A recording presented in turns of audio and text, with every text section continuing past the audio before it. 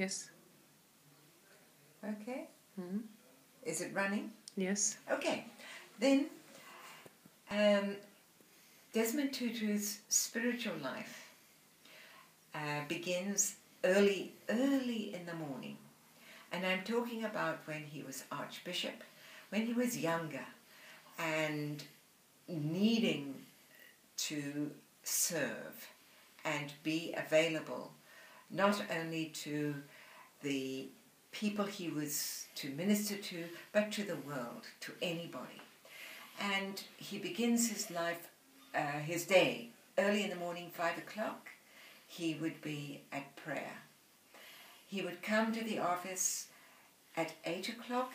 We must, all his staff, everyone, must be there in the chapel, or if it wasn't in a chapel situation, it would be in the office to have Eucharist together.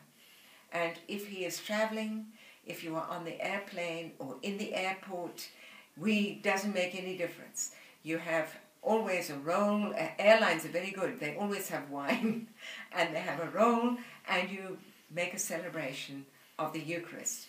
It could be in the arrival hall with everybody walking up and down, but you sit there and you focus on the Eucharist, and the readings, the Bible, everything is there, and we share God's love together. So that for him is absolutely essential, to have a Eucharist every day, except Saturday, but otherwise every day a Eucharist. At usually it was 8 o'clock, 8:30 we finish, we go back to work. Then at 12 o'clock he would like in his heart to remember the Angelus, but we were not very good about remembering the Angelus. But at 1 o'clock, then his office door is closed. Either he would go to the chapel to pray for an hour, or if he's in the office, and if I should sneak open the door, I would see him on his knees with his face in the cushion of the couch, and he would be completely absorbed with God. And that would be for an hour. And then from 2 o'clock till 3 o'clock, then he would lie on the couch in his office and be meditating. He might sleep a little or doze, but he is praying and in the presence of God. So from 3 o'clock, we can then make appointments until 5. 5 o'clock, then the door is closed, and office staff go home, and he again is praying till 6 or 6:30. And that is every day, except Saturday. Sunday he would go to church, and the other disciplines during the day maybe not, but during the week, Monday to Friday, that is the routine.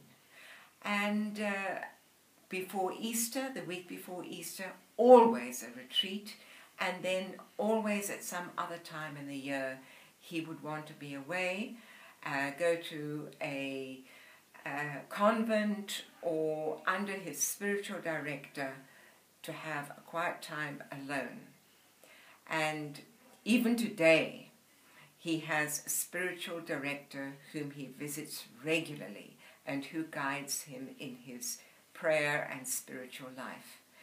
And that has been his strength, his support, and what has given him the courage and the capacity to make decisions that he believes are right, because he believes they are God's decisions and the way that God or Jesus, our Lord, would act in this situation. So in the old days, in the 1980s, when he was Archbishop, and he would be at prayer in the chapel, and he could come out of that situation, out of his prayer, and say, we will march tomorrow, or maybe he'd give another extra day, saying, right, on Thursday we are going to march. And he wouldn't wait for us to call the other church leaders. He knew that this is what God was calling him to do. And to consult with others was simply not necessary. God had told him. He felt that in his heart. And that was his great gift to us in South Africa, that he had the strength, the conviction, the commitment to do what God called him to do, and to know that what he was called to do was right, not to question that.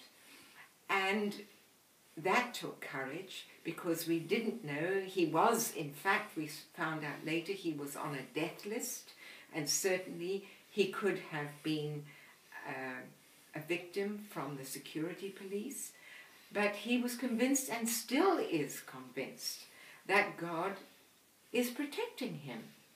So when he travels around the world today, one of the first questions one would be asked in planning his trip, what about security?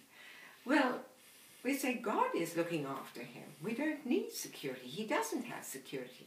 He travels with an assistant to help him, but not security of any kind.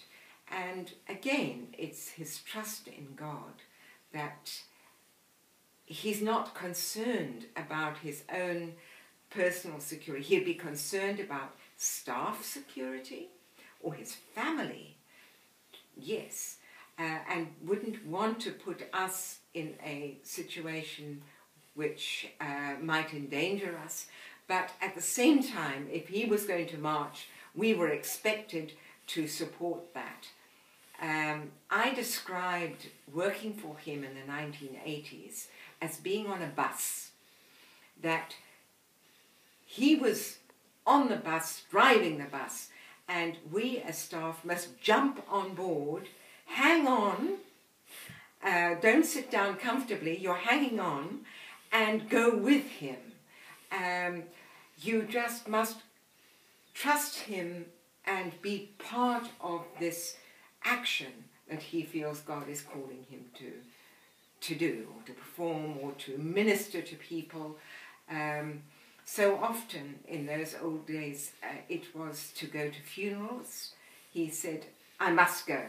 We'd hear some tragedy had happened, security police, somebody had been killed, there'd be great distress, and he would instantly feel, I must go. That was his first reaction. Go and comfort the relatives, comfort the mother, the wife, the family, see what could be done, ask the Church of Sweden if they can help, which is what you did so absolutely magnificently in those days, in responding to, particularly to Desmond, in responding to his need. You didn't question. You didn't say, oh goodness, do you think he's on the right track? Do you think this is really necessary? You trusted. You trusted that what Desmond's need was going to be the human need that would go directly to relieve somebody who needed that relief as a blessing from God. And I think that was the root of Desmond's wonderful relationship with the Church of Sweden, was the trust that the Church of Sweden placed in him. And it became a mutual trust. And that is what God can work with. And God did, and is still doing today.